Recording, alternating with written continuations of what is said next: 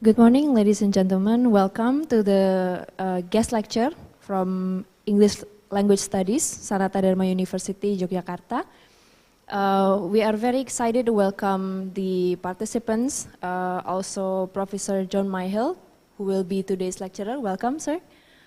Also, welcome Pak Mukarto as the director of the graduate program.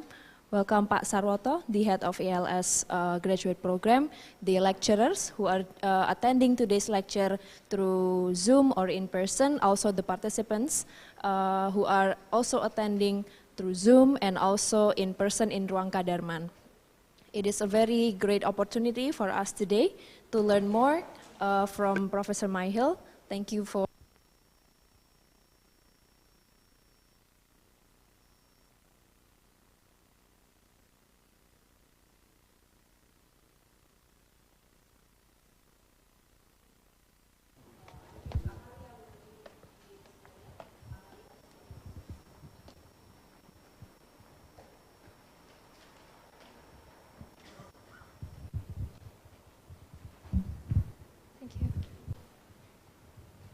Thank you.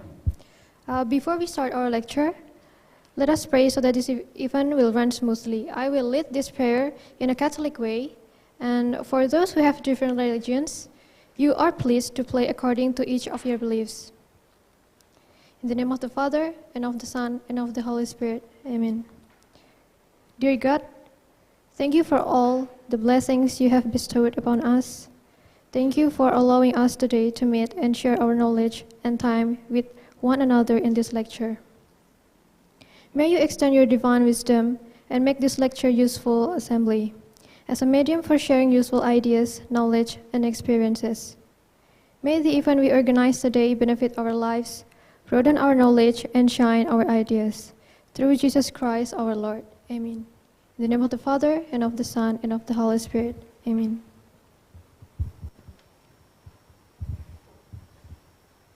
Thank you, Amalia. I forgot to introduce myself. My name is Clara, and I am the student of English Language Studies, batch 2021, and I will be today's Master of Ceremony. So I hope we can all enjoy today's session, and of course, as mentioned in the prayer, so that we can benefit from today's lecture. So to greet us, I would like to invite the head of ELS graduate program, Bapak Paulus Sarwoto PhD. Bapak Sarwoto, the floor is yours.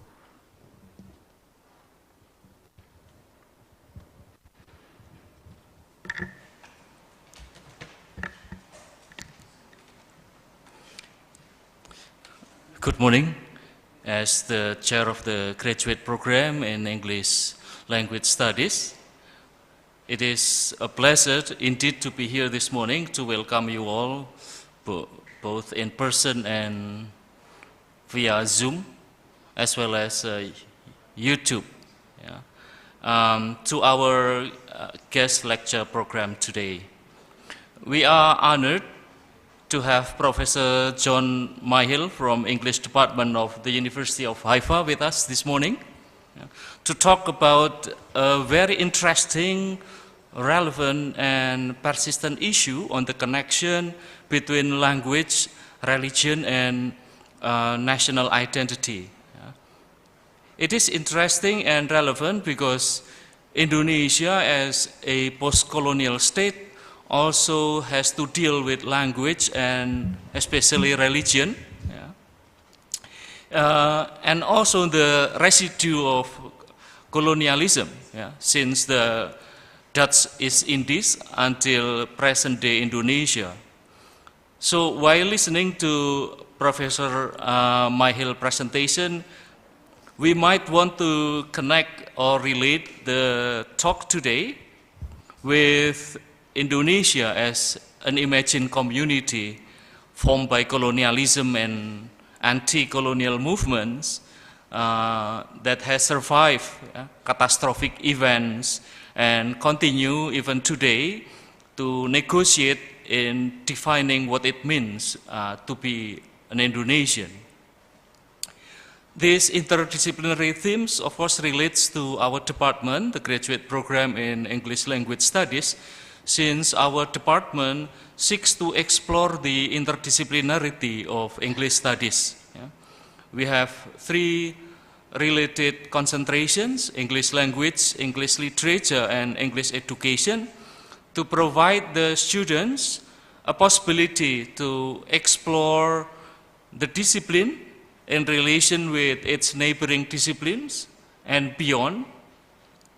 And the talk today provides for us an example of how it is possible to do linguistic studies in tandem with other disciplines such as political science and religious studies. I'm therefore very grateful this morning to Professor John Myhill for this opportunity, and also I would like to thank Professor Yoshimi Miyake and Father Baskoro for connecting us with Professor Myhill so that we can have this very interesting talk this morning. We regularly host guest lecture or Kuliah Umum like this, so that our students as well as us, lecturers, are able in touch with the current state of our discipline. Yeah. And this will make us easier to relate to our research and our teaching with what is going on globally in our related disciplines. Yeah. Finally, I hope you all enjoy the program today, and we will keep you posted of the forthcoming lectures. Thank you.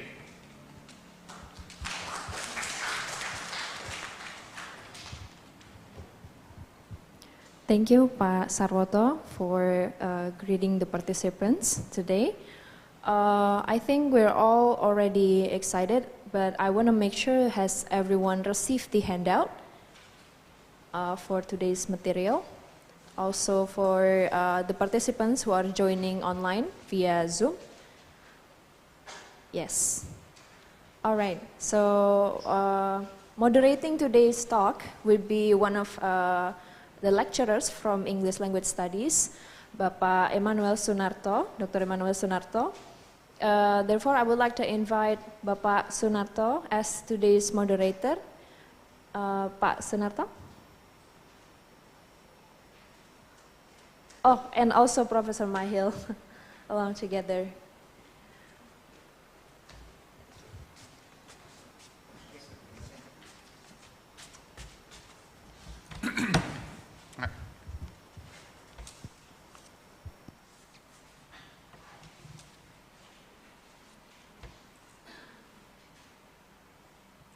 Testing.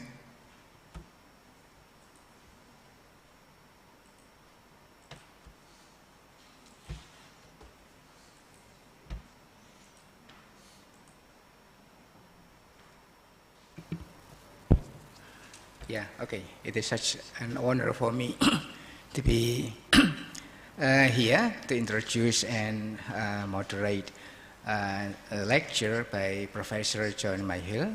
Yeah, but before we start attending and following his presentation, okay, let me introduce briefly his profile. Yeah, okay. Okay, so Professor John Myhill is a staff, yeah, teaching staff, a professor in the Department of English Language and Literature, Haifa University, Israel. Okay, and then a brief biography. He received his PhD in 1984 from University of Pennsylvania. And then from 1987 to 94, he taught at the University of Michigan, and then since 1995 till present, he has been teaching at the University of Haifa in Israel. And then his principal publications, among others, are typological discourse analysis, and then language in Jewish society, and language, religion, and national identity in Europe and the Middle East. Okay, and then his research interests or areas include sociolinguistics, and then semantics, and then the relation between language and identity, and then the development of African languages as written languages. This, I think, belongs to the area of Nilotic languages. Yeah? Okay, yeah. Okay, then language planning and development. Okay, yes. Okay, and then our session will be organized briefly as follows. 40 to 50 minutes for his presentation. And then I think we have a very limited time for question and answer because we are set, the time is set as late as 12:30. Yeah. So, okay, we are anxious to hear and attend your presentation, okay, of the topic of language, religion, and national identity. So, okay, without any further ado, so please, Professor Myhill, the floor is yours. Thank you very much for the introduction and the invitation to speak at your university. So let me start. Everyone will need a handout. Since the Second World War, there has been a general understanding that the borders between countries should not be changed, except in extreme situations. The borders should be fixed. Since then, the overall amount of fighting in the world has decreased a lot, but it has not stopped completely. Some of the conflicts which have taken place since World War II have been cases of one country attacking another country, but the great majority have been civil wars, that is, wars inside of a single country. And of these civil wars, the majority have been in Africa. In foreign reports about civil wars in Africa, it's usually reported that different factions are fighting for power, that some are capitalists, some are communists, who knows what their ideology is. But in fact, almost always in Africa, the fighting inside countries have been between different ethnic groups, particularly between groups who spoke different languages, even if this was not how it was reported. There have been two cases since the Civil War where state borders have been changed in Africa as a result of these civil wars. When Eritrea broke away from Ethiopia in 1991, and when South Sudan separated from Sudan, finally becoming independent in 2011. In both cases, the civil war was basically between groups who spoke different languages. In Ethiopia, the government was controlled by Amharic speakers, while the Eritrean rebels were Tigray and Tigranian speakers, while in Sudan, the government was controlled by Arabic speakers, while the rebels spoke Nilotic languages. The only other serious attempt to change national borders in Africa happened in Nigeria between 1967 and 1970, when Igbo speakers unsuccessfully attempted to break away from Nigeria, which at the time was controlled by speakers of Hausa. The Igbos did not explicitly refer to language when presenting their position, instead saying that they wanted to form a new country called Biafra, but the actual point of division was language. Is my speed okay for speaking in English? Should I speak slower? What do you think? It's okay? All right. These civil wars were about language, but there have also been recent civil wars between speakers of the same language. One of these was in Yugoslavia in the early 1990s, when speakers of Serbo-Croatian fought a terrible civil war in which about 140,000 people were killed. And the dividing point there was religion. It was presented as a three-way war between Serbo-Croatian speakers who were Orthodox, Serbo-Croatian speakers who were Catholics, and Serbo-Croatian speakers who were Muslims. The Orthodox are referred to as Serbs, the Catholics are referred to as Croats, and the Bosnians, Muslims are referred to as Bosnian Muslims or simply Muslims. I've summarized this on the handout, in table 1 on the handout. Different religious groups among speakers of Serbo-Croatian who fought each other in the Yugoslavian civil war of the early 1990s, Serbs, Orthodox, Croats, Catholics, and Bosnians, Muslims. So, but they all spoke the same language. Now, in fact, almost all of the fighting in this civil war was between the Serbs and one of the other two groups. So either between Serbs and Croats or between Serbs and Muslims. But in any case, the main point for the moment was that they spoke the same language but were of different religious groups. And in fact, Yugoslavia broke up. Today it's now 6 different countries because the conflicts between the different religious groups was too extreme. More recently, in the last decade, there have been religious civil wars in Syria and Iraq between speakers of the same language, although they were not presented as being religious wars in the general international media. I'm not sure how they were reported in Indonesia, but certainly in the Western media and in the Israeli media, this is how they were reported. So table 2, different religious groups among speakers of Arabic who fought each other in the Iraqi and Syrian civil wars starting in 2011. The Syrian government, led by Bashar al-Assad, is controlled by Alawites. The Iraqi government is controlled by Shias. And ISIS and other groups fighting against the Syrian and Iraqi government are Sunnis. And now Kurds were also, the language was also involved in the civil wars there, because the Kurds were involved in both of these civil wars. But I'm setting them aside. I'm talking about fights between different groups of Arabic speakers. As I said, I'm not sure how the civil wars in Iraq and Syria were presented in Indonesia, but in the Western government, the Western press, it was never mentioned that Assad's government is Alawite. And it was rarely mentioned that the Iraqi government was Shia. It was mentioned that ISIS, you know what ISIS is, right? Okay. It was mentioned that ISIS was Sunnis.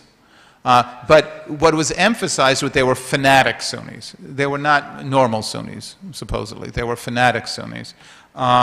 So the general presentation in the press was that the issues in the Syrian and Iraqi civil wars were democracy, religious fanaticism, freedom, who knows what, okay? But in both of these civil wars, the dividing point was clearly religion, okay? And the people who lived there knew it. But again, it was not presented that way to outsiders, typically because well, for reasons which we can figure out. So what are the implications of these recent civil wars? There have been 2 general responses in the West. The general response of governments and the mainstream media in Western countries, again, I don't know about Indonesia, but in Western countries, the general response has been to deny reality. To say that even though it's true that everyone on this side is one religious group and everyone on that side is a different religious group, but actually they're not really fighting about religion, they're fighting about something else, okay? This is one, I would say this is certainly among Americans, this is the mainstream approach, okay? Because they don't understand the situation and they see what they want to see. A second approach has been to recognize that what is reported in the popular press is completely nonsense, but instead to go to the other extreme and to say that religion is this incredibly powerful factor which will always be a dividing force. And this idea was most famously pushed by Samuel Huntington in his book about the clash of civilizations, which I guess probably the older people here know, which came out in 1996, in which it was more or less, more complicated than this, but more or less it was, people really are divided according to their religion, and this is what's going to be, now that the capitalism-communism war is done, the religion is going to be a major dividing point. And what both of these views have in common is that they are too simple. Either religion is irrelevant or religion is the only important thing. Okay, but as often happens, this is the way people understand this, because it's simpler. The question is very important because to a large extent, the modern political world, I have to say not necessarily in Indonesia, but certainly in the West, has been built around the idea that language is a unifying factor which brings people together. That if people speak the same language, then they can live together peacefully. And this was the principle according to which the borders of Europe were redrawn, mostly after World War I, but also after World War II, and again when the Soviet Union fell apart. The borders were drawn along the lines of language, so that to a large extent each state had its own language and each language had its own state. Again, this obviously does not really apply to Indonesia, but it applies to many countries in the world. In many places in the world. And so if speakers of the same language fight against each other and have terrible civil wars, and if you have to redraw the borders of a country for this reason, this is a problem. So what approach can we take to this problem? So if we say, on the one hand, we have to admit that religion can be important. But on the other hand, we want to say, well, religion is not always so crucial. Then you need to try to figure out, when is religion so important that it divides between speakers of the same language, and when is it not so important? When is it necessary to redraw borders, and when is it not? So I stated it in these terms. This is the next thing in the handout. I think you have this. In terms of political identity, do you have this? In terms of political identity, when is language more important than religion, and when is religion more important than language? How can we know in each case which will be more important? How can we know whether two groups in the same country who speak the same language but of different religious groups should be separated by redrawing borders so as to avoid pointless fighting and deaths? And the only way to determine this is by empirical research, to see when there has been such serious fighting and when there has not been such serious fighting. And this is the research which I've done, and this is what I'm going to talk about. Obviously I was inspired to do this because I've been living in Israel since 1995, and we have a lot of religious conflicts around us. And my students are divided up between 4 different religious groups, Jews, Muslims, Christians, and Druze, and so it's significant. So now let us look at the facts regarding which religious groups have been able to coexist in the same country and which religious groups have not been able to coexist. First, we need some facts. Before we can make a theory, we need facts. So look at table 3. First distinction, countries which have mixed populations of Protestants and Catholics. So I think to this audience, you guys know that these are really significantly different religions, right? Right? Okay, because some other audiences in Japan, people don't see this as very significant, but okay. So which countries split according to religion? The United Kingdom split up into Great Britain, which is understood to be Protestant, and Ireland, which is understood to be Catholic in 1921. The United Netherlands split up into Holland, which is understood to be Protestant, as opposed to Belgium, which is understood to be Catholic in 1830. But it doesn't always happen. So we have Germany, which is very much mixed between Protestants and Catholics, Switzerland, Czechia, the Czech Republic, Slovakia, and Hungary. All these countries have at least 25% of one of the groups, a significant minority or even divided in the middle like Switzerland. But the countries did not split up. Okay? So you can't say that Protestants and Catholics can't live together, but sometimes they can't. Next one. Orthodox and Catholics. Which countries did split up according to religion? Yugoslavia split up into Serbia Orthodox versus Croatia Catholic, among other countries, in the early 1990s. But other countries did not split up according to religion. Ukraine, Belarus, and Romania are divided, all of them relatively equally actually, between Catholics and Orthodox. And if we look with Muslims, then we have the same issues. Other countries with mixed religious populations, so countries with mixed Muslim-Catholic population, Bosnia. Okay, Bosnia is almost even, maybe 60% Muslim, 40% Catholic, and they did not split up. Countries which have a mixture of Muslim and Catholic and Orthodox population, Albania. Albania did not split up. Countries with a mixed Muslim and Orthodox population, the Ottoman Empire split up into Turkey, which is Muslim, versus Greece, Orthodox, among other countries, in 1923. Countries with a mixed Muslim-Armenian population, I should say the Armenian Church is a separate branch of Christianity. It's unrelated to any other branch of Christianity. And the Ottoman Empire split up into Turkey, Muslim versus Armenia, and other countries at the end of World War I. Okay? Later on, I'm going to also talk about Lebanon, Syria, and Iraq, but I want to give European background first.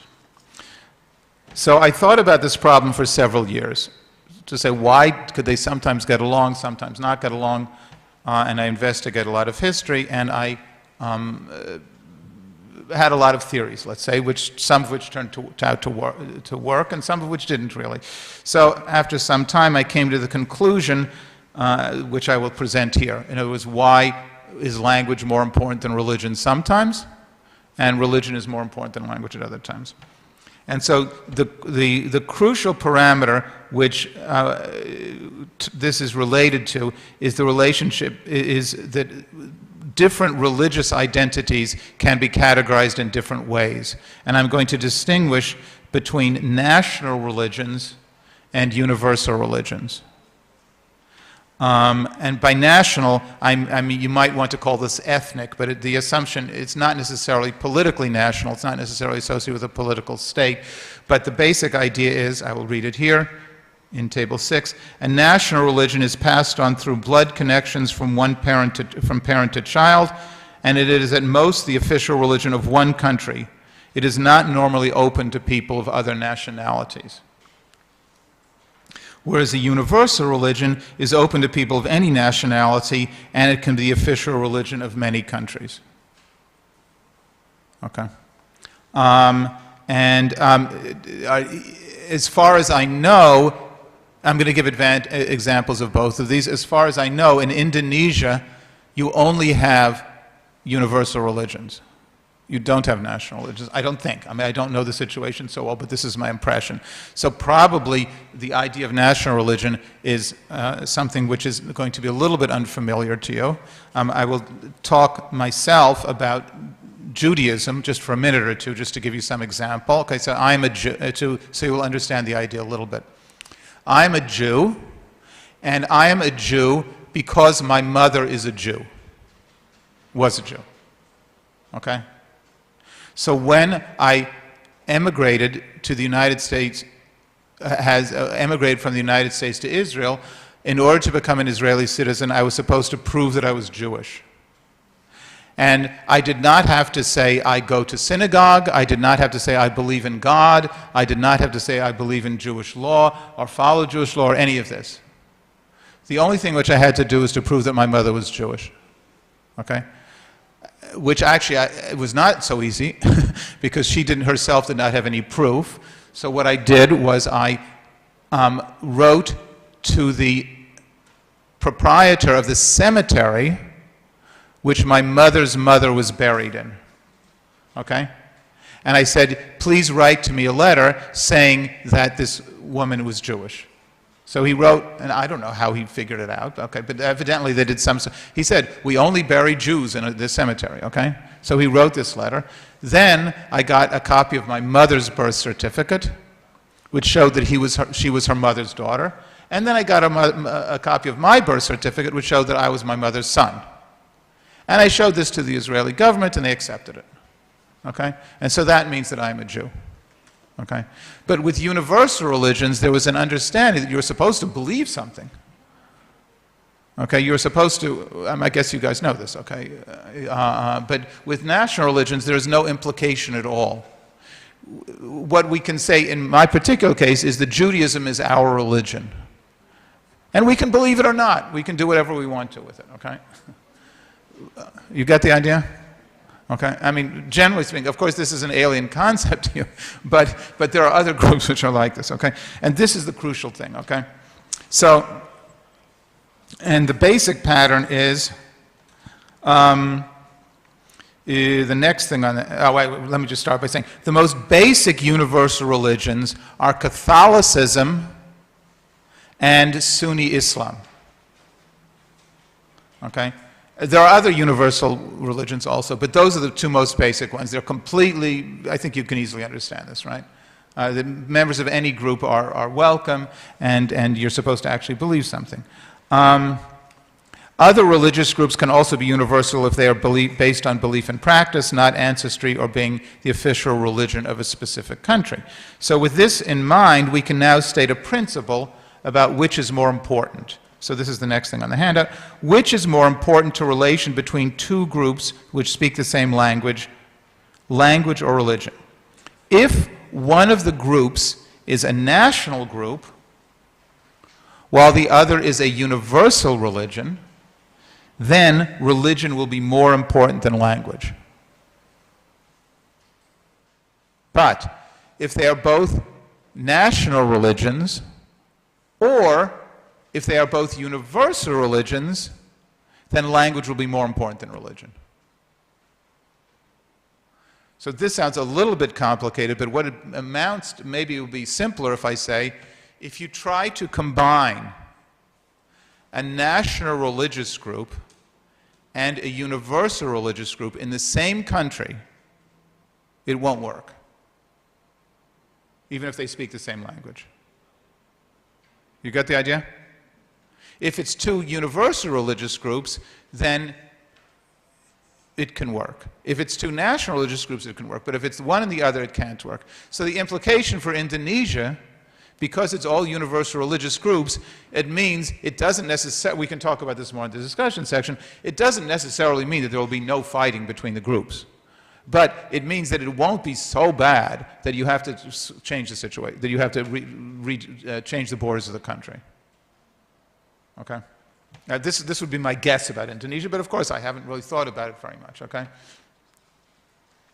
Okay, but now let's actually look at the data. So all of the data which I presented about Europe and the Middle East is consistent with this theory, okay? So let us look at this. First of all, we first have to look at Protestant national churches. These began with the Protestant Reformation in 1517, which separated Protestantism from Catholicism, and it made it possible for national churches to be formed. Catholicism is a universal religion which does not allow national religions. So, the first official Protestant national church was the Church of England in 1534. And I guess if you're in English department, you may know this. Henry VIII wanted to get, do you guys know this? Henry VIII wanted to get remarried so he could eventually get a male heir, and the Pope wouldn't allow him, and so he did a lot of things in order to get a male heir, which actually he didn't really succeed at. But the crucial thing is he made the Church of England, which was a separate and independent branch of Christianity. And that's a national church, okay? And so to the present day, this is the official Church of England. The next ones were Denmark and Sweden. The Church of Denmark and Sweden were both, the Church of Denmark and the Church of Sweden were both established in 1536. In both cases, the reason was that the countries wanted to be independent of the Catholic Church, and also there were conflicts for the leadership of these countries, which the Protestant sides won. I think the Swedes were also motivated by the fact that Catholicism had been an excuse for the Danes to dominate them since the late 14th century. But in any case, they both formed national Protestant churches. Scotland. The Church of Scotland was formed in 1560. The most direct reason was the weakness of the Catholic ruling family, which had only produced one female heir to the throne, Mary Queen of Scots, in 1542. And this resulted in a series of crises, and it made it possible for Protestant clergy to take power in Scotland. Next one, and I guess the last one here, the Netherlands. The Dutch Reformed Church was founded in 1571 at the beginning of a national struggle for independence against Spanish rule, and in the course of this struggle, the Dutch Reformed Church became the national church of the Dutch Republic, which was formally recognized as independent in 1648. So these groups, that is the English, the Swedes, the Danish, the Scots, and the Dutch, formed their national identities on the basis of both language and a specific national religion. On the other hand, Germany, Switzerland, Czechia, Slovakia, and Hungary have large Protestant church populations, but they never formed a national church. It was never the official religion of any of these countries. Okay. Slide 13, Table 8, Orthodox national churches. In the early years of Christianity, the churches of Constantinople and Antioch, dominated by Greeks, controlled the Christians of Eastern Europe, but a number of independent national churches developed before modern times. The first one was the Georgian Church. This is in the Caucasus. The Georgian Orthodox Church gradually became independent of the Greek-dominated church between the 5th century and the 8th century. This was easier because the Georgians were, to a large extent, physically separate from the Greeks because of the Persian Empire. Bulgaria.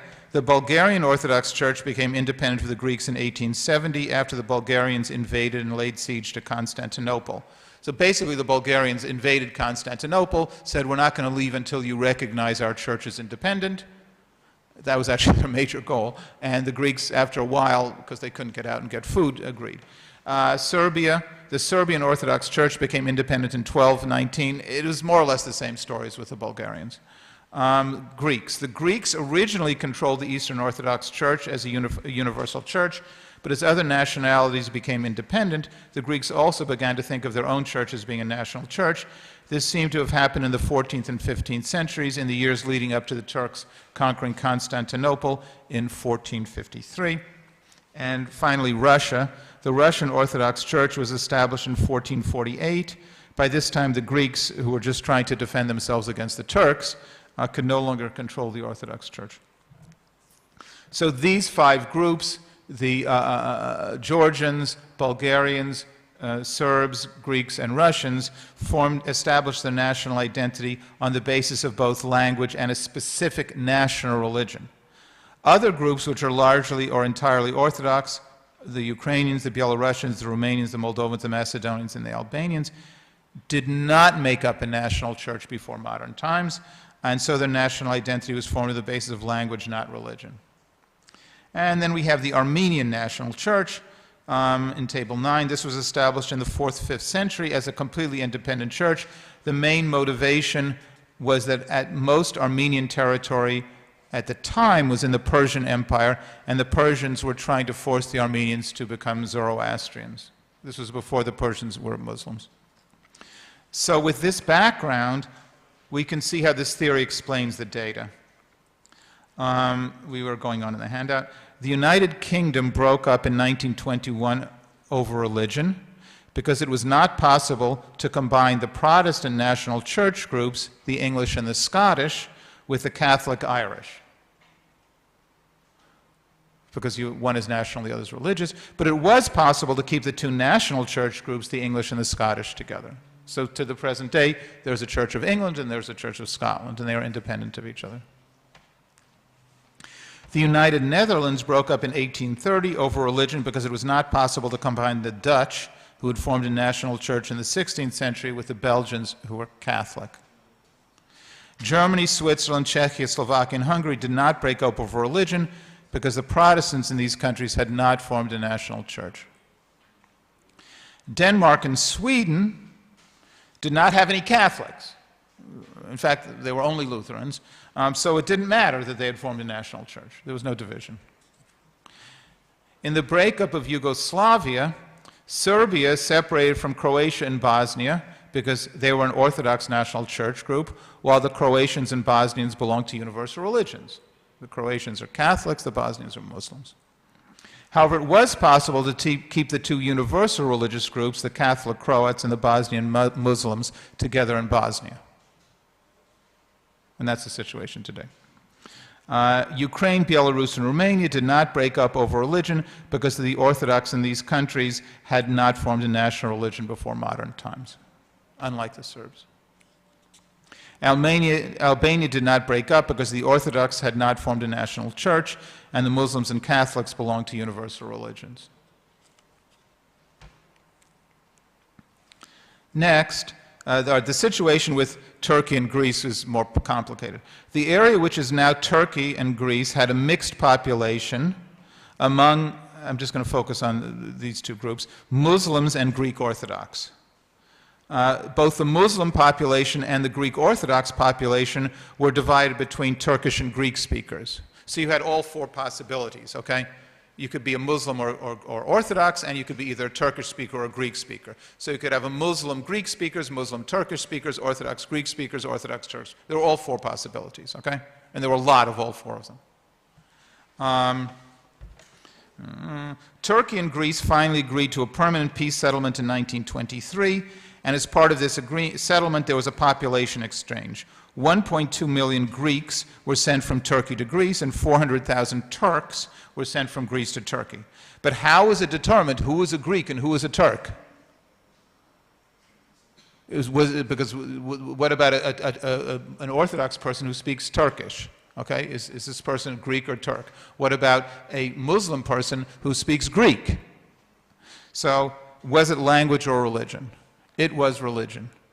Because the Greek Orthodox had formed a national religion, while the Turks belonged to a universal religion. This meant that the Turkish-speaking Greek Orthodox living in Turkey were expelled, and the Greek-speaking Muslims living in Greece were also expelled. Okay, so religion was the crucial parameter. Georgia, Bulgaria, and Russia did not have any Catholics or Muslims. They were exclusively Orthodox, so it didn't matter that they had formed a national religion, a national church. When the Turks committed the Armenian genocide against the Armenian population in 1915, you know about the Armenian genocide? Okay. How did they decide who was Armenian? Was it on the basis of language or religion? This is an important question because many of the Armenian Christians spoke Turkish, probably about half of them actually, not Armenian. However, because the Armenians had made a national church and the Turks were Muslims, religion was more important than language in this conflict, and so when the Turks decided to murder the Armenian population, they did this on the basis of religion, not language. So this meant that Turkish-speaking Armenian Christians were killed also.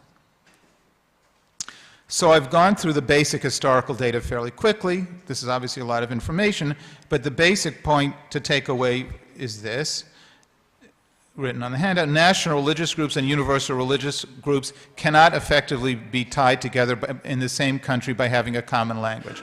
On the other hand, if there are two national religious groups or two universal religious groups, they can be tied together, and there's a lot of evidence for this. And the two countries which really give the strongest evidence for this theory are Yugoslavia and United Kingdom. And I put this in Table 10. So these are countries which had three different religious groups. The United Kingdom in 2010. England and Scotland both have national churches, and they remained in the United Kingdom. Ireland has a universal religion, Catholicism, and left. Yugoslavia in the early 1990s, the Croats, Catholics, and Bosnian Muslims both belonged to universal religions. They did not really fight with each other. The Serbs, who have a national religion, fought with both the Croats and the Muslims and are separated from both of them. So in both of these countries, you can see it wasn't a complete breakup, but the way that the different groups stayed together was based on national religious groups could live together with national religious groups, and universal religious groups could live with universal religious groups, but they couldn't mix in the same country. So if we return to the question which I posed at the beginning, which is more important to national identity, language or religion, we can say that it is sometimes language and sometimes religion, and we have to consider the specific historical circumstances in each case. Europeans resolved these conflicts in the worst way possible, which is basically they just kept on fighting wars and moving people around and having people killed. You know, in the two World War I and World War II, just in Europe alone, more than 50 million people were killed. Okay, so it's pretty bad, okay? But eventually they got borders which worked. Okay? So this is obviously not the ideal way to solve your problems, okay? So it would be a better idea, as we will see, there are some conflicts in the Middle East which are still going on of this type if you actually have a plan rather than just putting people together and letting them fight. So there are three countries in the Middle East which have these issues, which I referred to before: Lebanon, Syria, and Iraq. So I'm going to start, and I want to talk about these. There are Arabic-speaking. I'm going to start with Lebanon and Syria. Sorry. There are three Arabic-speaking national religious groups in the Levant. So the Levant is the eastern shore of the Mediterranean, what is now Israel, the Palestinian territories, Lebanon, and Syria, more or less. There are three Arabic-speaking national religious groups in the Levant: the Alawites, the Maronite Christians, and the Druze. And all of them live in the mountains which are on the eastern shore of the Mediterranean. So we need to look at the maps here. I think the maps are at the very end of the handout. First let's look at table 11, okay? Arabic-speaking national religious groups in the Levant, in Syria, Lebanon, and Israel. Alawites, there are about 2.5 million. Almost all of them live in Syria. They're about 13% of the population in Syria. Maronite Christians, they're about 1.5 million. They're basically all in Lebanon, and they are about 1/4 of the population of Lebanon. And the Druze, they're about 900,000. The great majority are in Syria, but some in Lebanon and a few also in Israel, actually. And so you can see the maps. You see the maps of Syria and Lebanon? Actually, I don't have the maps. Wait. Here they are, okay. So the map of Syria, so when the French took over Syria and Lebanon after World War I, they divided the territory up into 5 states. So the state of Aleppo and state of Damascus are really Muslim states. You see the Alawite state around Latakia. So that was an Alawite state. Jabal al-Druze state in the southern part. And then Greater Lebanon, which is today just Lebanon. Okay? And so the Alawites were the dominant group, demographically dominant group, the clear majority in the Alawite state, and the Druze were the clear majority in the Druze state, and the other areas were Muslims and various kinds of Christians, non-Maronite Christians. Okay? Now, if you look at the map of Lebanon, you can see the situation in Lebanon. Okay, so we have, when they say Christian here, they mean there are other Christians in Lebanon, but the great majority are Maronite Christian. And particularly, this area, the big purple area, Christian with Druze right below it, this is Mount Lebanon. So this is a very tall mountain in the middle of Lebanon, and the people living on Mount Lebanon are only Maronite Christians and Druze. Maronites are in the north, Druze are in the south. And the rest of the country of Lebanon is lowlands. And we have Sunnis and Shias in various places. Okay? So, let me go back to where I was talking. So, let me talk a little bit about the Maronites and the Druze and the Alawites. All of these are purely ancestral groups. That is the only way in which a person can be a Maronite is to be born in a Maronite. The only way a person can be an Alawite is to be born an Alawite. And the only way a person can be a Druze is to be born a Druze. All of these groups live mainly in the mountains of the eastern region close to the eastern shore of the Mediterranean. For more than 900 years, all of these groups have been surrounded by the Sunni Muslims who invaded the area in the 7th century and generally ruled the larger area. And this area was generally controlled by Sunni Muslims, except for the years between 1100 and 1300 when the Crusaders came from Europe. The Maronites, Alawites, and Druze kept entirely in the mountainous areas until very recent times, so they could avoid coming under the direct control. And the understanding was that the Sunnis didn't try to take their territory because they would defend themselves with whatever weapons they had, and the Sunnis just didn't think it was worth the trouble to try to conquer that territory. They were not completely independent, but generally speaking, the Sunnis left them alone. The Maronites, Alawites, and Druze are national religious groups in the understanding because they are ancestral and because they have historically controlled the area which they live in. On the other hand, the Sunnis are a universal religious group. All of these groups speak Arabic as their native language, and there is a general ideology in the area that anyone who speaks Arabic as their native language is an Arab. But as we could expect from the theory presented in this paper, the linguistic connection is not nearly as strong as the religious connection in this particular case. So I want to say a little bit about these three groups. The Alawite religion is a mixture of Shia Islam and Orthodox Christianity. We were talking about this at dinner last night, actually.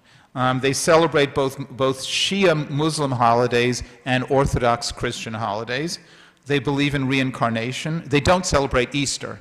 They don't believe in the resurrection because this goes against reincarnation. But they mix together Shia Islam and Orthodox Christianity.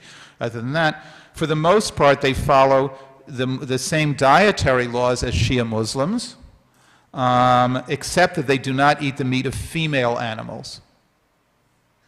Okay?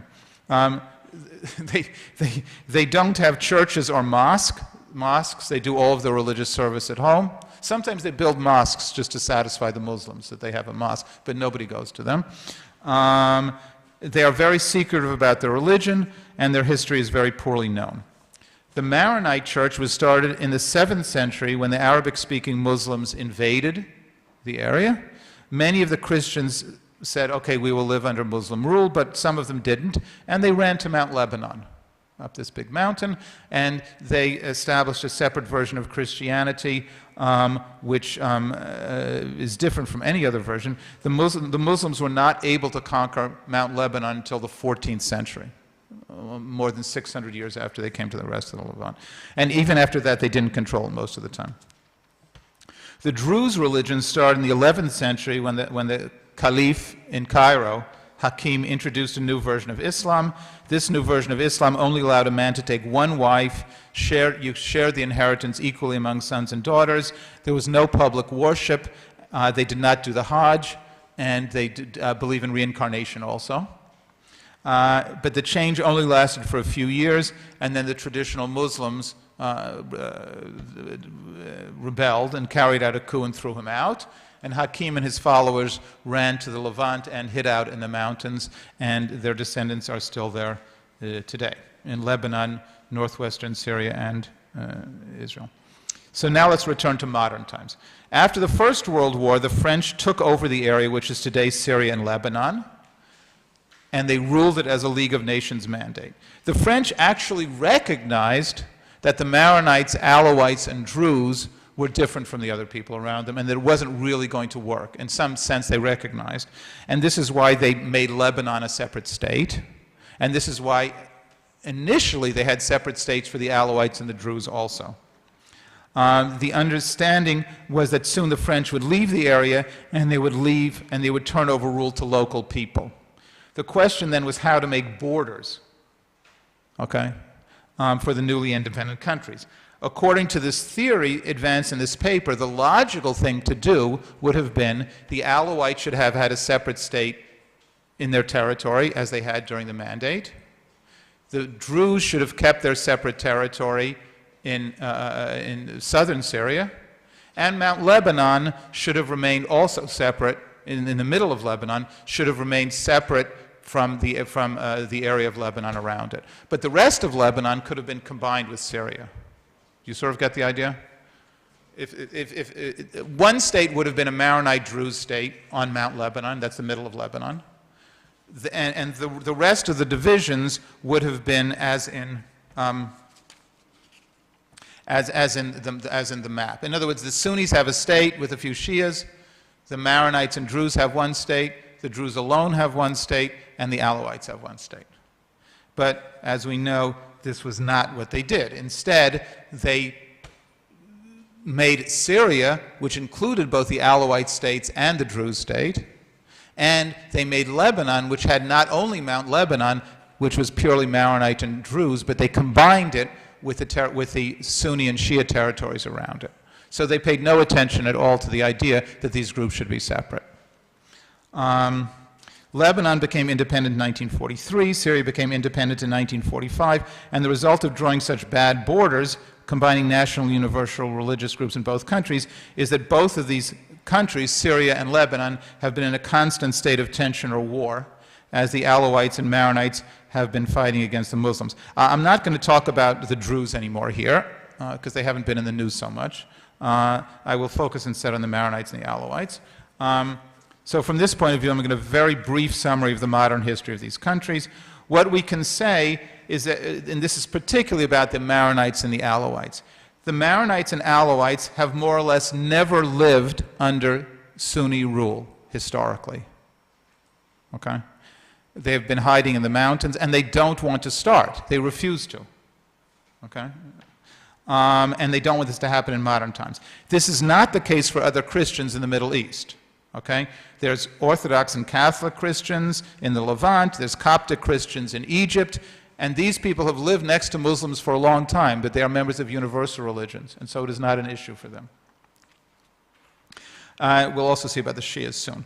The problem for the Maronites and the Alawites is that they are outnumbered by the Muslims in Syria and Lebanon, the way that the borders have been drawn. The Alawites are only about 13% of the population of Syria, and the Maronites are only about 25% of the population of Lebanon. And normally, there's an expectation in modern times that countries will be democratic, and this would mean that if they had elections, these people, they would not be able to control their own territory, because they would be left in a country where they would be controlled by, in Lebanon, they would be controlled by Sunnis and Shias. In Syria, they would be controlled by Shias. In Syria, the Alawites managed to take over the government in the 1960s, and the Alawites have, we can talk about that later if you want to hear, but they used some trickery to take over the country, and they have controlled the country ever since. Both the present leader of Syria, Bashar al-Assad, and his father Hafez have been Alawites, and the ruling regime is more or less only Alawite, or at least non-Muslim. The way in which the Alawites were able to take over Syria shows how their thinking is different from Sunnis. Some Sunnis dreamed of uniting the country, Syria, with other Arab countries as a huge Arab superstate, and so in 1958 they formed the United Arab Republic. The United Arab Republic included both Syria and Egypt, which basically made Syria part of Egypt, but there was widespread resentment when it turned out that the Syrians had simply moved their capital to Damascus, to Cairo. And there was a rebellion. The Alawites led the rebellion. And when Syria became independent, the Alawites were in a position of power. As time went on, resentment against the Alawite regime in Syria built up. In the early 1980s, the Muslim Brotherhood started to make attacks against Syrian army soldiers. In February 1982, the Syrian army made a huge attack on Hama, which was the stronghold of the Muslim Brotherhood, and they killed about 20,000 people there. This was in February 1982.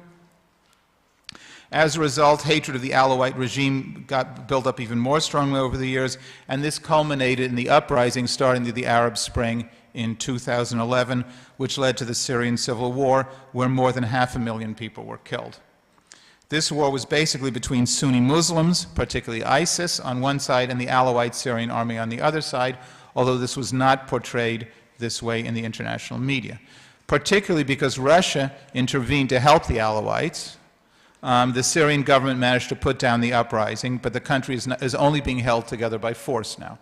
Okay, they're not going to have elections because the Sunnis would win. To much of the outside world, the conflict was presented as being between a dictator, Bashar Assad, who refuses to allow free elections, and the Syrian people who simply want to live in a democratic society. But in fact, the people actively opposing the Syrian government were ISIS. Okay, they were Muslim fanatics who wanted to impose a fundamentalist form of Islam on all Syrians, and there is no doubt that if ISIS had taken control of Syria, they would have just murdered all the Alawites. So the Alawites certainly can't just lay down their weapons. When they say, let's negotiate and have democratic elections, the Alawite interpretation is, okay, they're going to massacre us if we lay down our weapons. No. And I think that there's every reason to believe that they're right. The solution, of course, is to return to the situation which existed historically and under the French mandate, which is the Alawites should have a separate state. There's no doubt the Alawites would be very happy to be in this situation if they could be separate, if it were possible and safe. But this possibility is not being considered because you're not supposed to redraw national borders. So more or less what has happened is the country is being held together by brute force, particularly with the Russians' help, and it's an unsustainable situation. It can't last forever.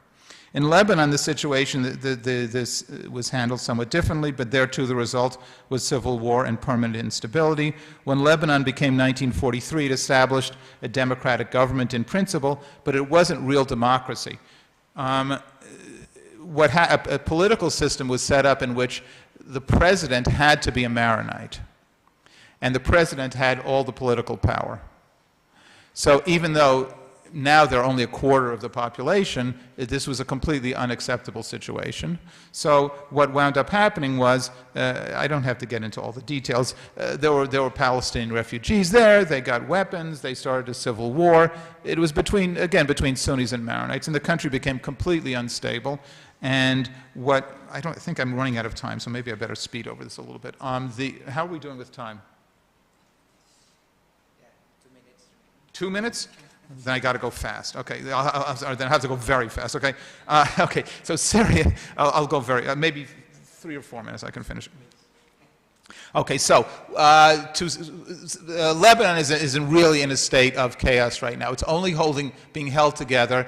It isn't really being held together at all. Iran is supporting Hezbollah. You may have heard about this. They have a government, but it doesn't really function. It's a complete mess, let's just say, okay? In Iraq, I will say it fairly briefly. In Iraq, the other group, the Americans put the Shias in charge. When America invaded in 2003, they set up elections. The Shias won the elections. The Sunnis, the Shias are 60% of the population. Arabic-speaking Shias are 60% of the population of Iraq. Arabic-speaking Sunnis are 20%. Kurds are 20%. The Shias won the elections, and the Sunnis didn't like it. And there was a huge terrorism campaign and civil war and ISIS and all of this. So there was a huge amount of fighting between them. But it looks as though they're slowly settling into a democratic situation. The Sunnis had been even though the Sunnis are a minority, they had been in power in Iraq since the 12th century, except a brief period of time when the Mongols invaded. The Sunnis didn't like being kicked out. Saddam Hussein and his friends didn't like it at all, and so they had a big war. But right now, if you look at Iraq, it's not exactly the most stable place, but they have elections. The Shias are controlling the country. The Sunnis are saying, well, we don't like it, but we're getting along, okay? It's not an ideal situation, but it seems to be working. And crucially, Shia Islam is a universal religion. People from any group, you even have Shias in Indonesia, apparently. Whereas Lebanon and Syria are completely unsustainable. I mean, they are only being held together by force, and Lebanon isn't even being held together at all. It's just disintegrating. So, especially as someone living in Israel, it would be nice if this principle could be applied to countries neighboring Israel instead of having them in a state of complete chaos. And so this is how I got interested in this topic. So the prediction of this theory is that things can work out in Iraq. The Kurds are a separate question, but things can work out in Iraq between the Sunnis and the Shias, but things cannot work out in Lebanon and Syria, and they're just going to continue to be a source of instability because you are trying to combine a universal religion and a national religion. And I better stop. Okay, so thank you.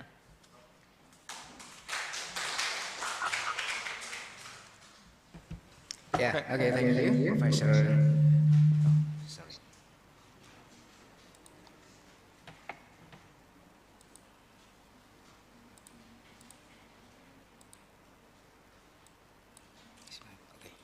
Yeah, thank you.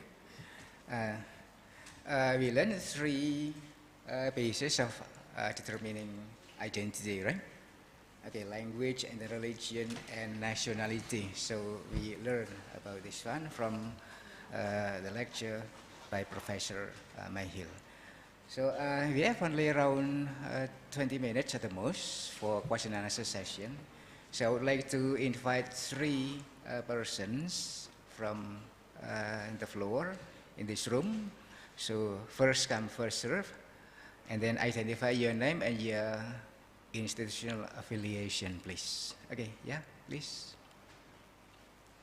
Okay, yes, the first one, and then second, and the third one, please, over here. I would prefer to ask each question as it's in it. Oh, just 3 in a row first. And I'm supposed to answer them all? Yeah, yes, please. Okay, I have trouble remembering these things, but okay. Please, yes. Yeah, please. Do you have a pen? Maybe. Open, yeah. Okay, go ahead. Yeah, please. Okay, can you hear me? Okay. Yeah, Yes. sure. Hi, Professor Myhill. Okay, my name is Dalan. I am from Kadarman University, and I'm a linguist, so I'm studying languages. And Okay. also I'm teaching social linguistics, and so this talk is very fascinating to me. So you have these theories or hypotheses. You ask questions why sometimes religion is more important, and why sometimes language is more important in specific areas, right? So, case like, for example, Belgium, is that an example of, if I understand your talk correctly, is that an example of language as more important than religion? No, right? Belgium. When Belgium separated from the majority of the population in Belgium is Dutch-speaking, basically. All right, but the population is completely Catholic. Yeah, but there are two languages there. There's two languages there. Right, so which one is win? I mean, which one is more important? There's more Dutch speakers, but they're both equally they're both important to the country. Yeah, I'm trying to grab this idea of universal language or universal religion you talk about. Like, explain us more like that example of Belgium and also in Lebanon, right? I think there are two different cases here, right? So I still don't have a clear idea of universal religions. Religion, okay. And also languages. And secondly, here in Indonesia, as you know, that we are so diverse in terms of religion as well as the linguistics, right? Mm-hmm. So, but seems to me that here doesn't belong to any of the groups, right? Is that correct? I mean, we don't have religion, we don't have universal religion, we don't have we do have universal language. I don't know. I mean, can you explain more? Because this concept of universal language and religion. I only talk about universal religion. I didn't talk about universal language. Yeah. Okay. Universal religion, right? Yeah. Yeah. Okay. Yes. Yeah. Not universal language. Okay. Sorry, I get more. Yeah. Okay. Yeah. I think Professor Myhill has got your point. Yeah. Okay. Okay. Thanks. Yeah. Okay. Welcome. Okay. Then the second one, please. The one in the middle. Yeah. Oh. Okay. Yes. Yeah. Yeah. Yeah. Yes. Please.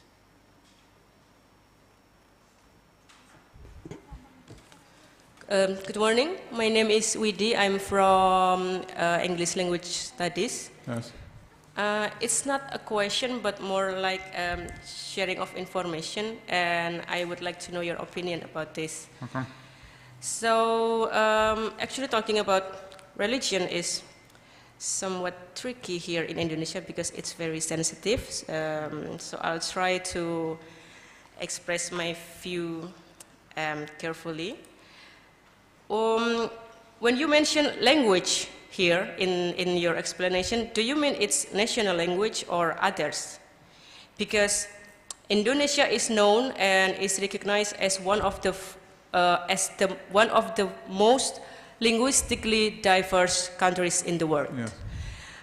Although some consider that the language that we spoke are only dialects, but based on all estimates, we have approximately 700 local language here. Quoting from Translators Without Borders, Bahasa Indonesia is the primary lingua franca. It is spoken by over 94% of the population, but it is the primary language of only 20%. So most of us speak using our local Yes, languages. of course. And then the second thing is about religion in Indonesia. Here in the last explanation for table 6, right before table 7, you mentioned that if both of the religious groups are national, or if both of the religious groups are universal, then language will be more important than religion.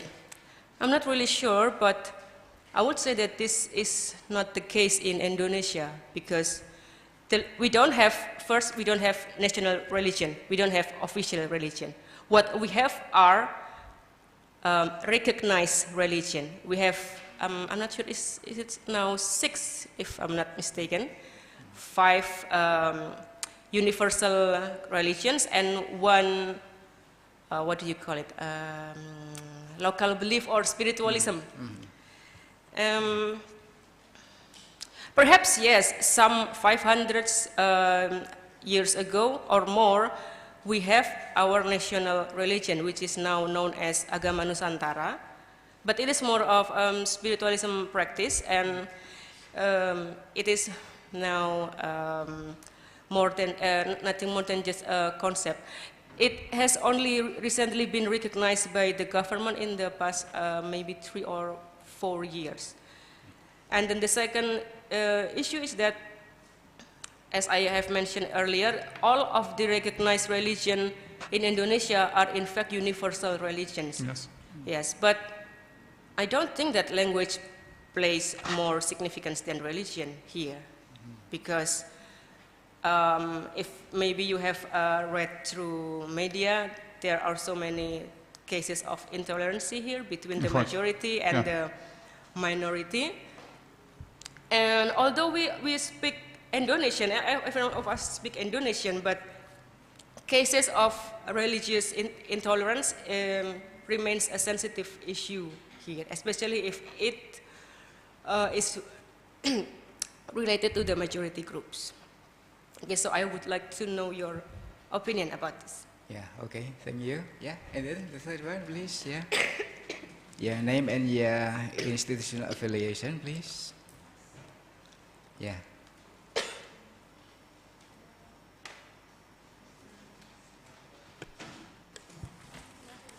Oh, okay.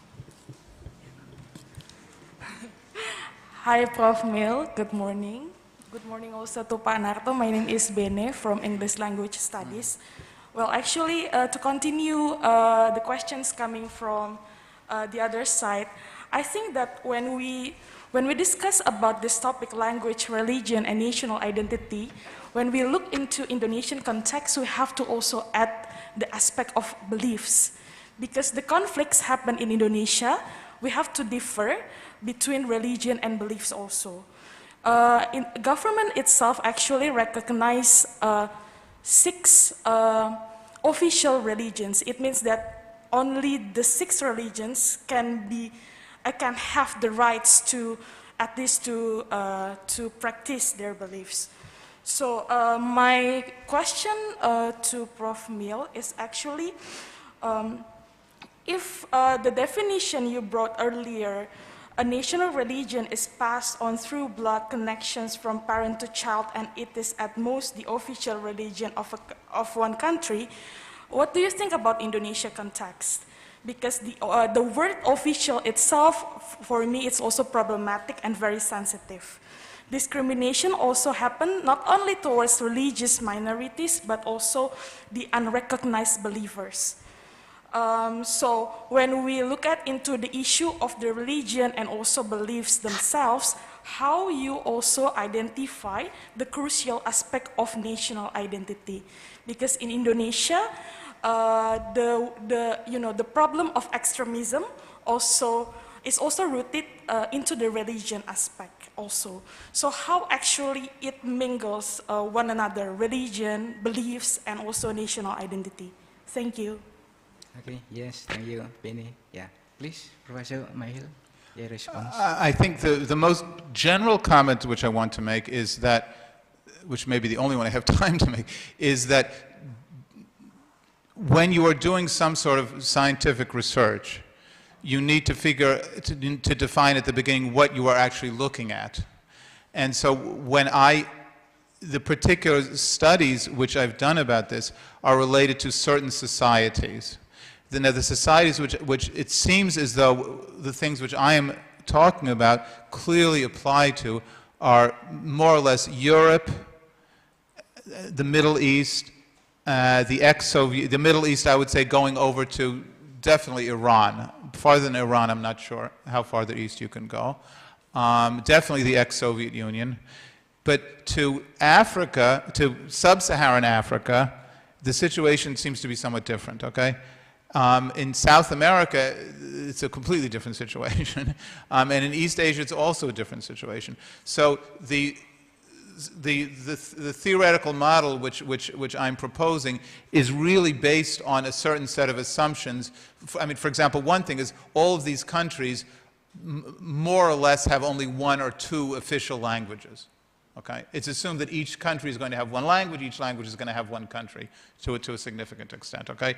There's also a certain, you also have national religions. There's a various set of factors which are relevant. So in the case of Indonesia, I would be very, I mean, I'm not going to give you a very good answer because in the societies which I'm more familiar with, it took me about 7 or 8 years of research before I was able to formulate a theory which made any sense.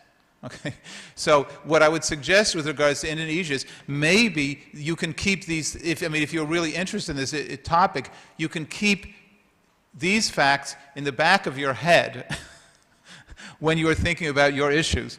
But they should really be in the back of the head until you have formed a theory based upon factors which are relevant to your understanding. Now, what I don't know very well, but my suggestion would be if there were, and I'm thinking of it myself also, because especially in the last 10 years, I have been doing much more research in Africa. I haven't stopped working in the Middle East. I work in East Africa.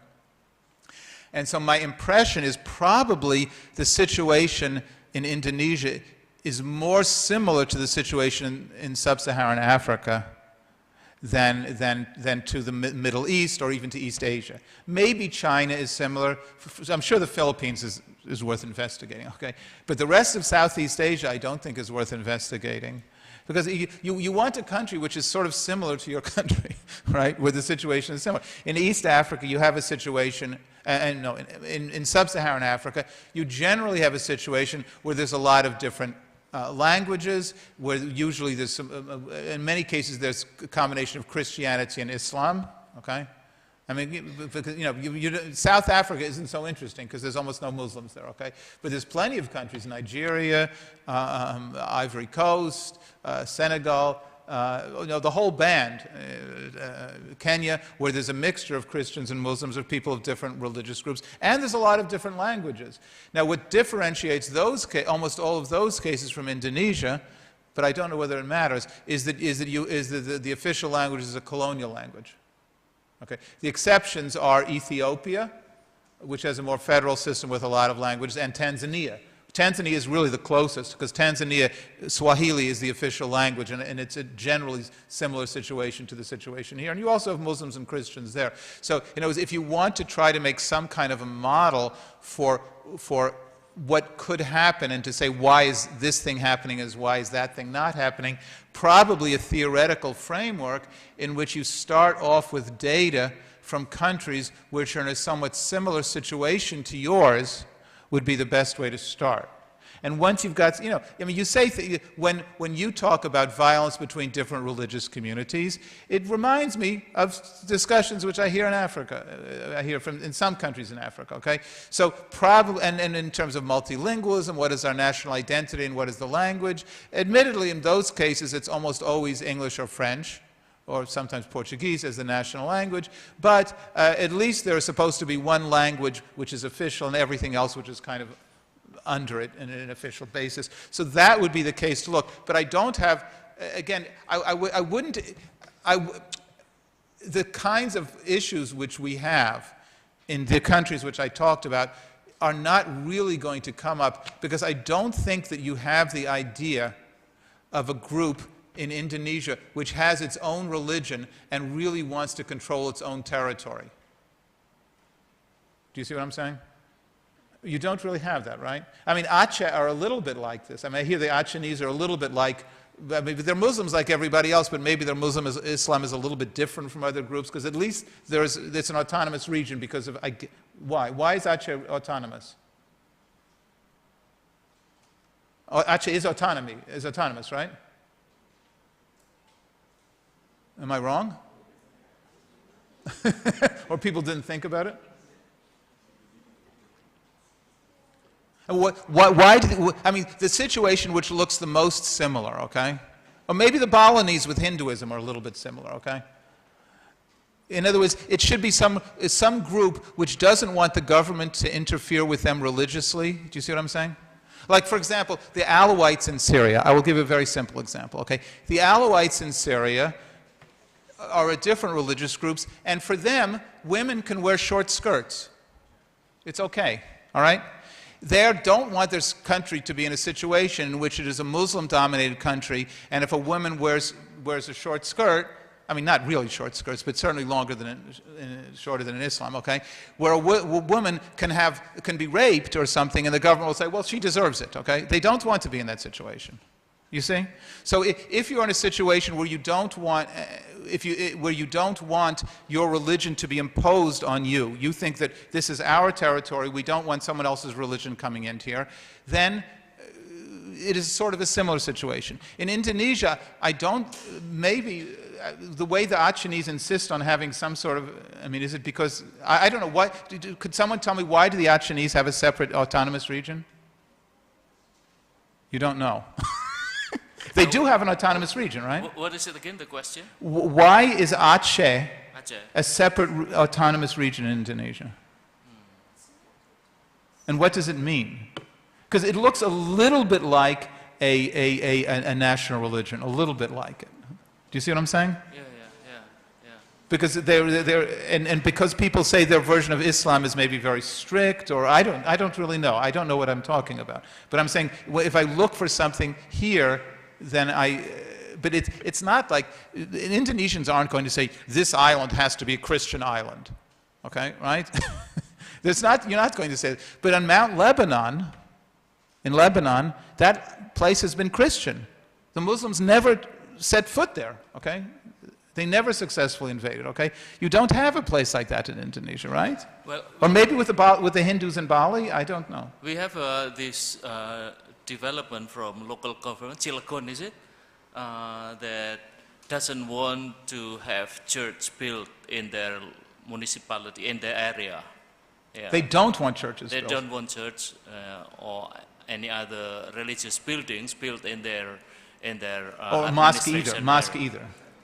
Only mosque. Okay, fine. But then, so this is one group imposing itself on another group. Okay, so there might be, but maybe they say, well, this is our area. We can do with it what we want to do with it, right? Okay, but the idea would be a certain group doesn't want to live under the dominance of another group, and so therefore the only thing which they would trust would be if they have a separate country.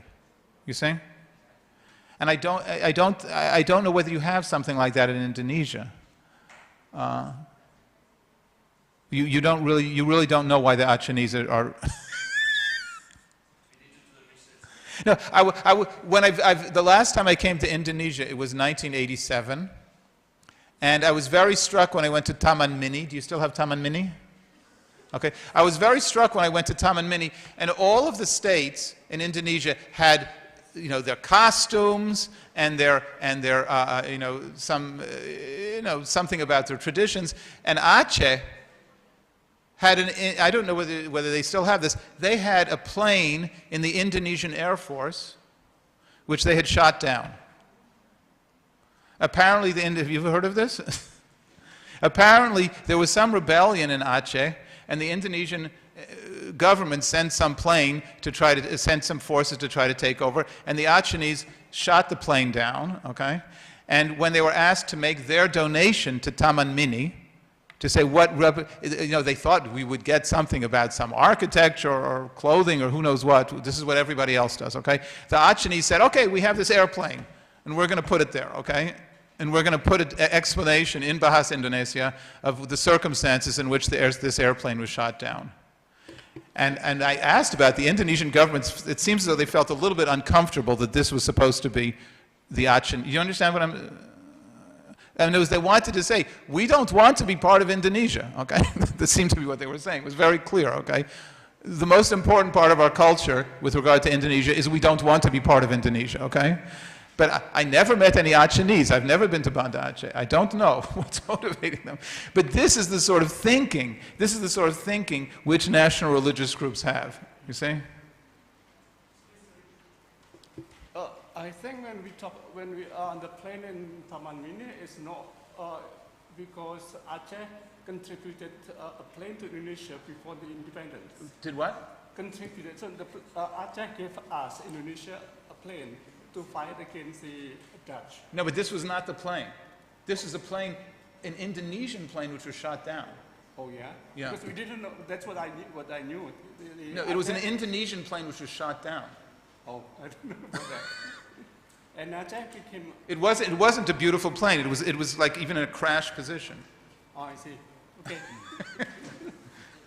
And I asked the people there, and they said, we shot down the plane, and it was written. Professor Myhill, I think Sorry. there is one point that you haven't addressed about universal religion, right?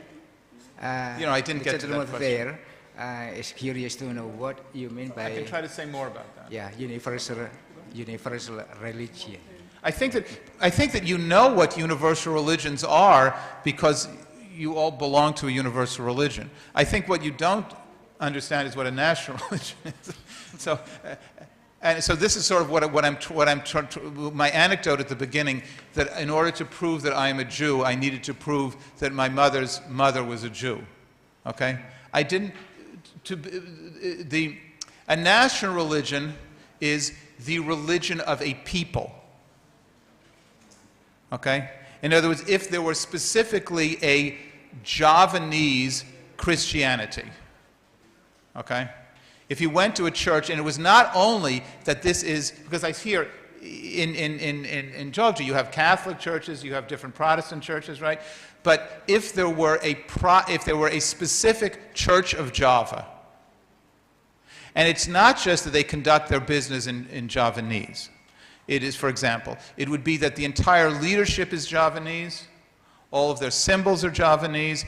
Of course, the Bible translation is in Javanese.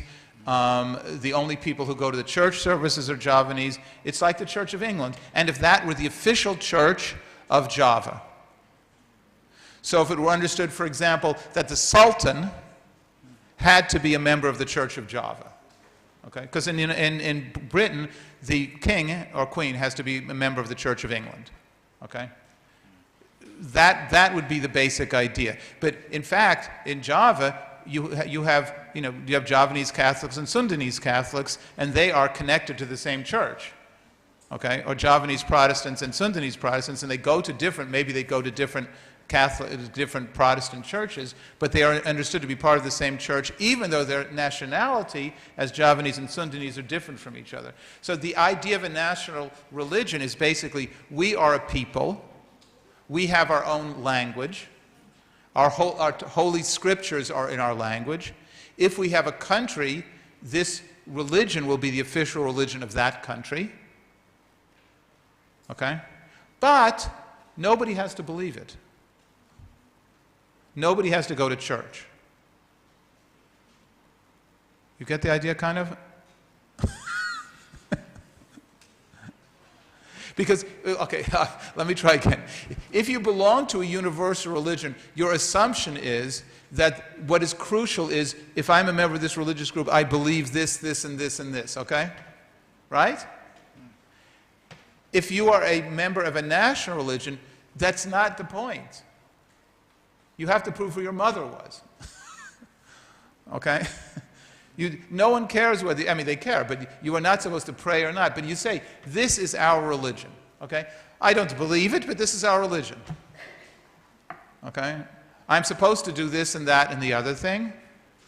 But, so for example, Jews are not supposed to eat pig and shrimp and udang and tumi and these things, okay? But I eat these things, okay? Pig is not so good for my health, but I eat these things, and nobody says to me, you are not a Jew for this, okay? I almost never go to synagogue. Nobody says to me, you are not a Jew, okay? It's completely unthinkable. I believe in God, but this is my business, okay? I don't believe do you see what I'm saying? But no one questions my right to be a Jew, or whether I am a Jew, because my mother was a Jew. I'm a member of this specific group, okay? And it is the same for the English, it is the same for the Scottish, it was the same for the Dutch, they've changed some. It's the same for the Russians, okay? You are not a real Russian unless you are a member of the Russian Orthodox Church, okay? You don't even have to speak Russian, okay? But you have to be a member of the Russian Orthodox Church. Okay, does this sort of make sense to you? Yeah, and the question is... It's an alien concept to you, I know this. Yeah, it's alien concept, right? No, in a place where there are two universal religions, right? And in your study, there are conflicts, always like that. I mean, there are conflicts, right? I mean, like... Well, if there are two universal religions, right. It seems as though in the countries I looked at, there can be conflicts, but it is never enough to change the border. You see? The groups say, well, I guess we have to live together. And so they figure out some way to make accommodations. But they don't say we have to change the border. Okay? That seems to be what... It doesn't mean there's no fighting. And I think that's what's happening in Indonesia, okay? But when you have one national group and one universal group, at some point they say we can't live together. It doesn't work. It just doesn't work. We have to change the border one way or another, okay? And with Syria and Lebanon, they have not reached that point, okay? But it's because in Lebanon, in Syria, it's being held together by force, and in Lebanon, and so there's going to be another explosion in Syria in a while. And Lebanon is just in a permanent state of chaos. I mean, a while ago, recently people have started holding up banks there to withdraw their own money. This is the latest crazy thing from Lebanon, okay? And these are, in other words, because the country's in such chaos because of their involvement with Iran and Syria, that it's completely crazy. I mean, the country's going in 15 different directions, and there's no future, okay? But they're never considering changing the borders. It's very frustrating if you live right next to them, and you know that two of the countries which you are neighboring are in a more or less permanent state of civil war, no matter what you do. But on the other hand, you can see in Iraq they're gradually getting along with each other. I mean, they had about 10 years of bad fighting. But now they have democracy, whereas in Lebanon and Syria, there's no democracy. It's just complete, it's a mess. So I don't know how well I can... All right, how about this? Maybe Balinese are another example, sort of. Can you have a Balinese Muslim? Well, then it's not a good example. But will if a Balinese becomes a Muslim, will other people say you're not a Balinese anymore? They won't say that. So then it's not a good example. There's an example. If you would like an example, I can give you an example, Professor Myhill. What? I can give you an example. What? In Indonesian, there are some community, and one of the communities is called Makian. Makian people is in Makian. Makian. Okay. Is in the southern of Ternate. So Okay. 100% is Muslim community. If you convert to Christianity, then yeah. Then what happens? Then you are not Makian anymore. Okay. Right. So there are a lot of communities like that. Okay, that's an example. Of course, they don't. It is assumed that this. But on the other hand, they're Muslims. Okay, but at least they have the idea that you have to be Muslim to be a member of our community. But on the other hand, there are Muslims from other places, so it still isn't distinctive.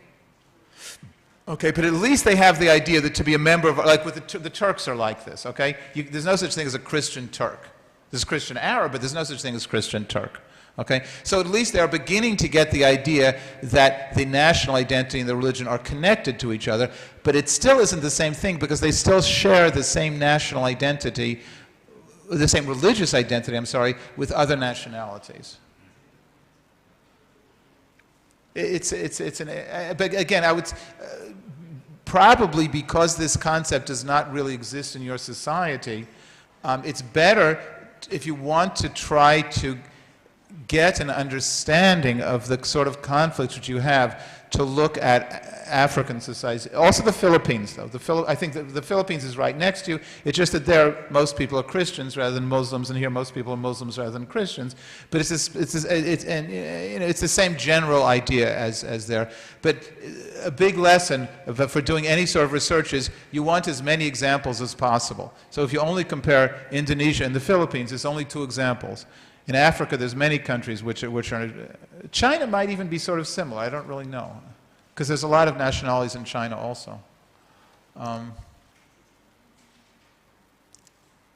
But China is different because the state really doesn't want any religion except the state, right? Whereas here you have people are divided according to religion. In most African countries it's like that. But on the other hand, in most African countries, here you're really supposed to be a member of some religious group, right? Whereas in African countries, there are people who aren't Muslims or Christians, and it isn't an issue. Because they have the pre-Islamic and pre-Christian religions, and that's acceptable. I don't know. I can't give any more brilliant insight. Yeah, well, I believe we are exceeding the time limit. Okay, so we can stop. But I think it is really insightful for us to learn from Professor Myhill's presentation, the decisive power of these three, right? Language and then religion and nationality in determining someone's identity. Yeah. So thank you for your insightful lecture to all of us. Okay. Thank you for your comments and attention. Okay. So let's give a big applause to Professor John Myhill. Okay. Thank you very much. Okay. Yes. So Clara, over to you. Yeah. Thank you. Thank you, Pak Sunarto, for guiding us through the session, and thank you, Professor Myhill, for the session, the insightful materials and discussion. While we are still here, I think I would like to invite Pak Alex Mukarto, as the Director of the Graduate Program, to present the token of appreciation from the ELS Graduate Program to Professor Myhill for being the guest lecturer of today's lecture, and also to Pak Sunarto for being the moderator of today's lecture. So Pak Mukarto, the floor is yours. Please come forward. What am I supposed to do?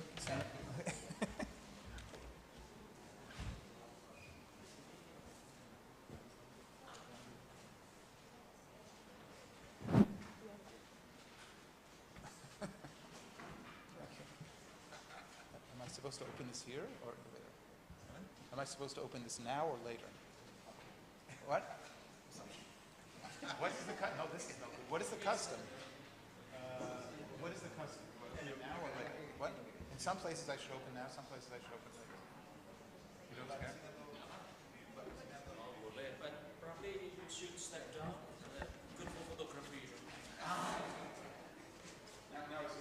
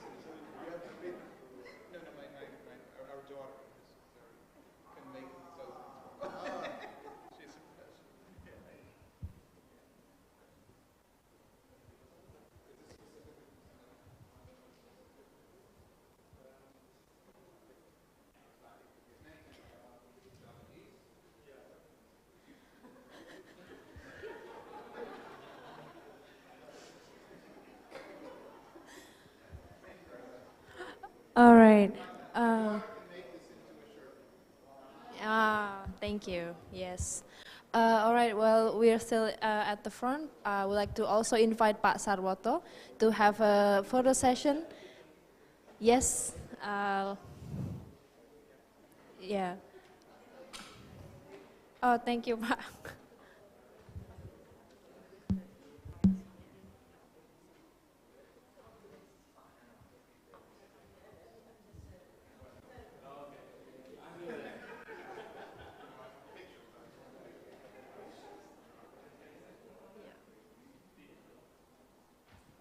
Cannot see you.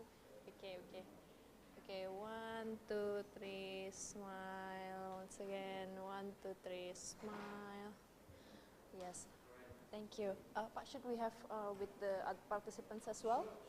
Okay, I would like to invite the participants who are attending this lecture in person to come forward. Let's have a photo session with the lecturer. Let's go.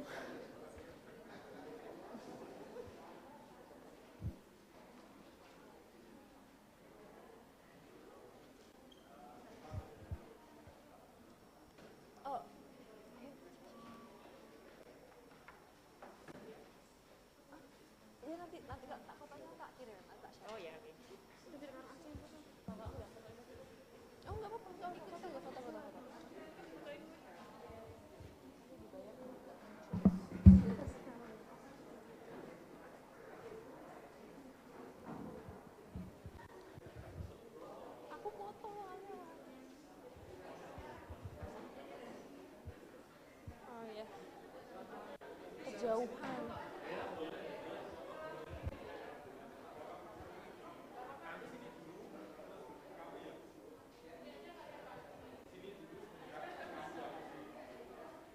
Oh, jadi gimana?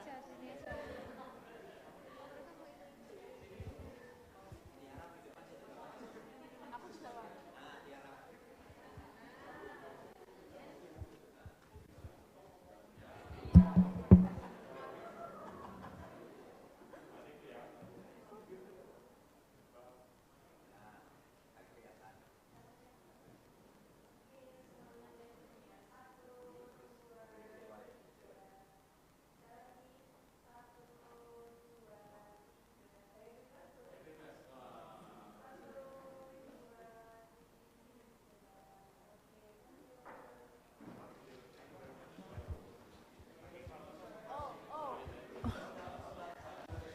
Bubar. Apa tuh pengen ngeterai? Habis ini apa ya caranya? Closing. Iya, closing lah udah kan? Selesai. Iya kok.